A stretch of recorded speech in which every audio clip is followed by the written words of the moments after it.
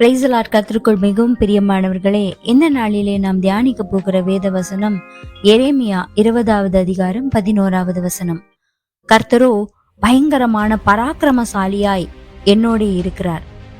பயங்கரமும் பராக்கிரமசாலியுமான தேவனை நாம் ஆராதிக்கிறோம். அவர் பெரியவராய் இந்த காலையில மட்டுமல்ல, நம்முடைய வாழ்க்கை முழுவதும் நம்மோடு கூட இருக்கிற தேவனாய் இருக்கிறார். நம்முடைய யுத்தங்களை அவர் வைராகியத்துடன் நடப்பிக்கிறார்.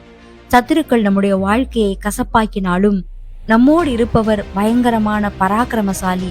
எனவே நாம் எதை குறித்தும் பயப்பட வேண்டியதே இல்லை.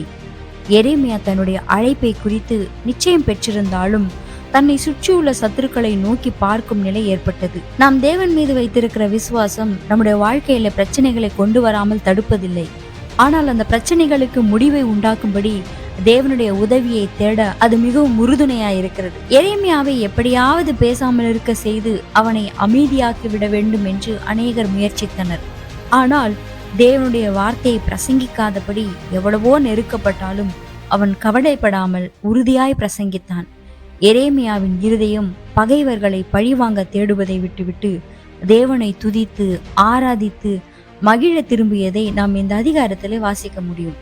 இந்த அழைப்பை அவனுடைய வாழ்வில் கொடுத்த தேவனை நினைவு கூர்ந்து தன்னோடு தேவன் இருக்கிறார் என்றும் தன்னுடைய சத்துருக்களை அவர் பார்த்து கொள்வார் என்கிற தைரியத்தையும் பெற்றுக்கொண்டான். தேவன் இந்த வாக்குத்தத்தை நமக்கும் கொடுக்கிறார்.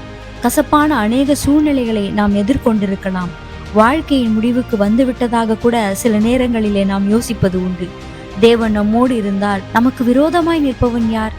சத்துருக்களுக்கு முன்பாக தேவன் நிச்சயமாகவே நமக்கு ஒரு பந்தியை ஆயத்தப்படுத்தி நம்முடைய தலையை உயர்த்துவார். ஆமேன்.